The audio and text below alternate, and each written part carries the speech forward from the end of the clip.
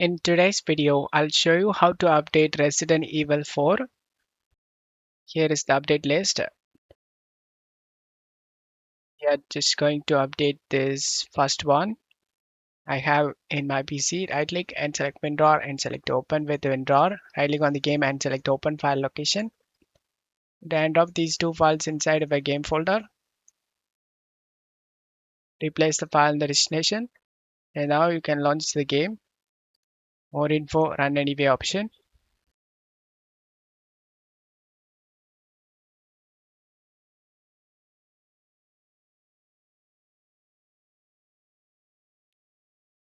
Desktop game launcher is not launching. Launch through this exe.